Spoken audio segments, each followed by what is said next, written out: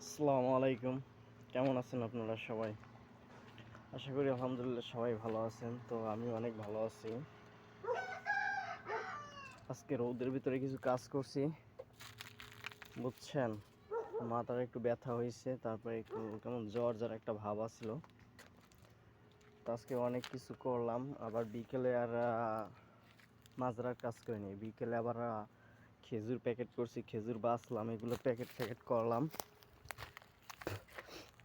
এই জায়গায় অনেক ইয়ে ছিল, ময়লা ছিল, বুঝছেন? এই যে অনেক ময়লা টয়লা ছিল এর ভিতরে, এগুলো করলাম।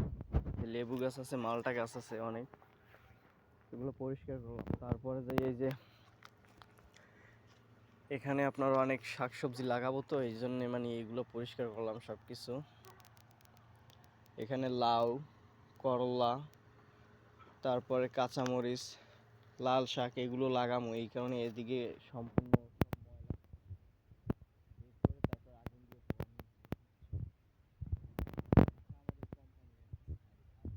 হলো যে আপনার ওই বড় বড় ফ্রিজ আছে, গাড়ি আছে, এক একটা ফ্রিজ আপনার অনেক বড়, ভিতরে ওগুলোর ভিতরে খেজুর, প্রত্যেকটা ফ্রিজের ভিতরে খেজুর।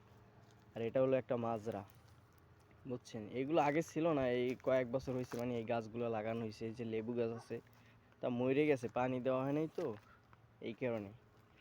এই যে কিছু লেবু গাছ আছে জেতা, আর কিছু মালটা গাছ ছিল, সব মরে গেছে মালটা গাছগুলো। লেবু গাছগুলো সব জেতা আছে, বুঝছেন? এগুলো হলো সব বড় বড় এক একটা গাড়ি, এখানে 5টা 6টা গাড়ি আছে কোম্পানির। এগুলো দিয়ে শুধু মাল আনে, আপনার ওই খেজুরের বাগান থেকে খালি খেজুর আনবে, আইনে তারপর এখানে নামাবে, নামানোর পরে আমরা বাইচে ওগুলো প্যাকেট করে রেখে দিই, বুঝছেন? এগুলো হইলো যে অগো পুরনো পুরনো মালামাল আছে।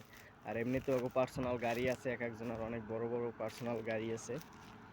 এখানে আবার কিছু মুরগি আছে, কোম্পানির ভাই আছে একটা, ওই আবার কিছু মুরগি পালে। আর ওই পাশে আবার অন্যজন আর একটা মাজরা আছে, ওই যে বড় বড় গাড়ি রাখা আছে, ওগুলো মনে করেন যেন অন্য কোম্পানির, বুঝছেন? আর এগুলো হলো আমাদের কোম্পানির।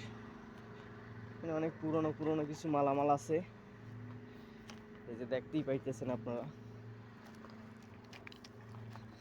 এখানে আবার কিছু মুরগি আছে, মুরগি পালে তো, ওই যে কিছু মুরগি আছে, ওই যে দেখতে আছেন নাকি আমি তো জানি না, দেখেন আপনারা ক্লিয়ার ভাবে, ওই যে মুরগি পালে তো, এখানে আবার মুরগি আছে, বুঝছেন?